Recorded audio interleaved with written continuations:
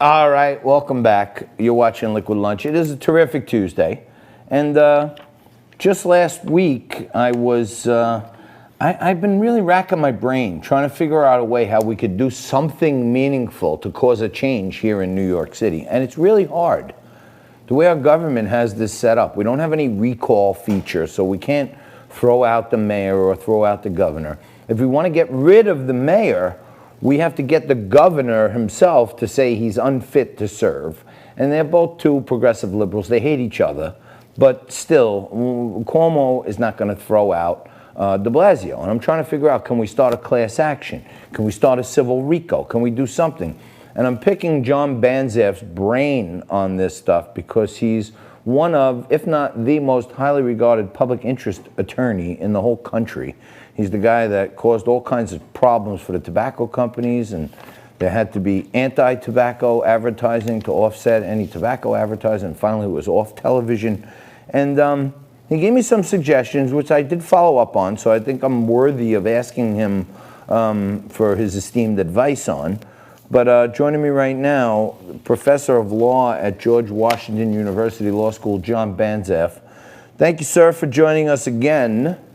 And I followed up on what you told me, so I don't want to seem like a slacker who just asks you for advice and does nothing with it. And I met with a really good class action attorney to talk about bringing an action against the city on behalf of all business owners. And I was hit with, some reservation that I didn't understand, which was, well, what is the damage you want? And there are all different types of people, like store owners, restaurant owners, gym owners, retail shop owners. You can't go for damages. You can only go for injunctive relief. And I'm wondering if even other people around the country are thinking about going after their municipalities for overreach. What's the difference between the two of those, damages and injunctive? Let's start with something a little bit more fundamental. I think the best suit, the one that has the most chance of success, would be not against the mayor or the city or the state itself, but rather against the individuals who caused the damage. Remember, once again, you don't have to find the guy, you don't have to show exactly who threw the brick or the Molotov cocktail. All you have to do is identify a few of them from their media posts or from video cameras and so on, and you can sue any one of those for the entire amount of the damages.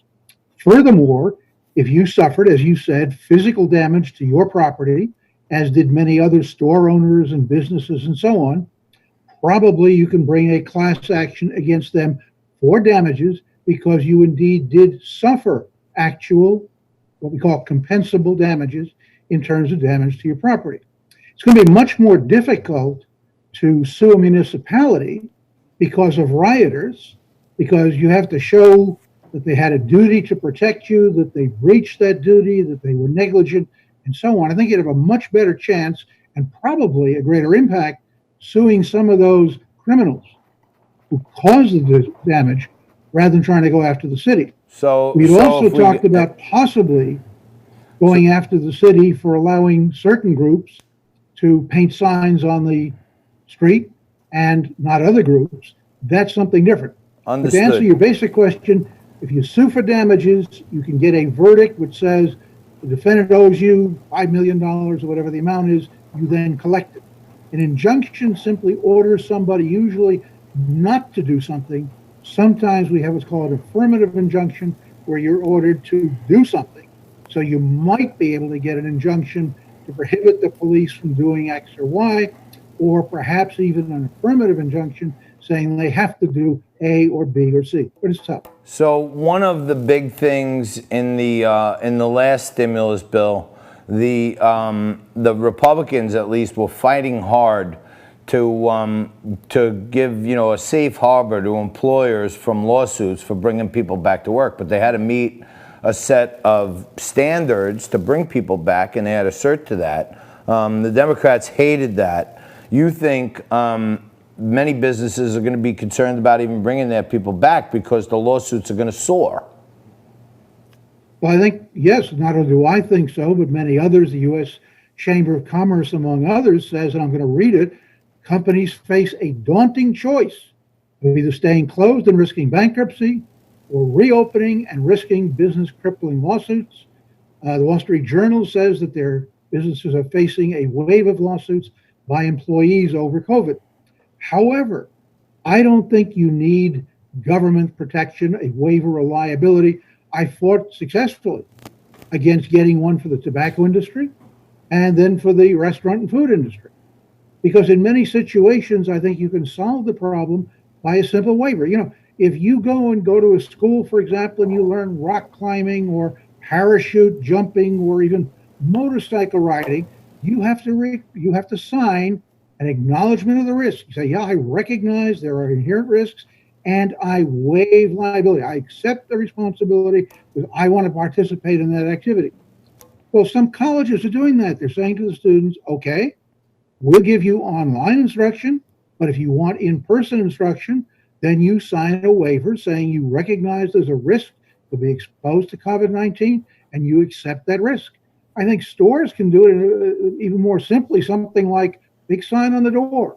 By entering, customers acknowledge and assume the risks posed by COVID ID. Wow. Hey, you know what, Doc? When I was a kid, my dad used to be the president of a local Little League.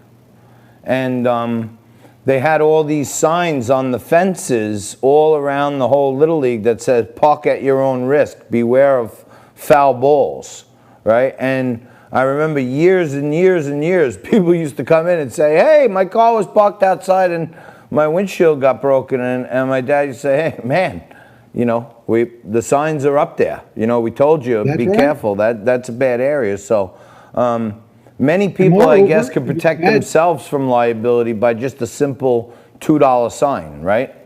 I think you might be able to do that.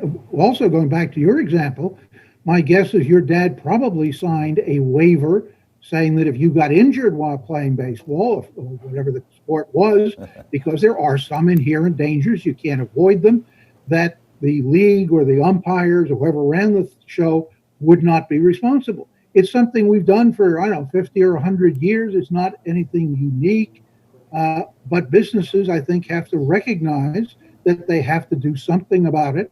The damages are likely to go up because the medical evidence is now indicating that we're not talking about a tiny little percentage of people who actually die from COVID. And that's usually the very elderly with a variety of medical conditions. A lot of young, middle-aged people are now dying, and that's much more damages.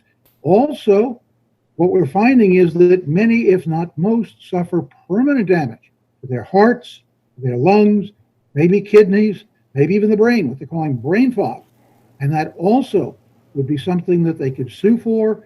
And I think a lot of colleges are worried right now. As you know, some of them are bringing back the kids to what we call a petri dish of contagion and infection in those dormitories.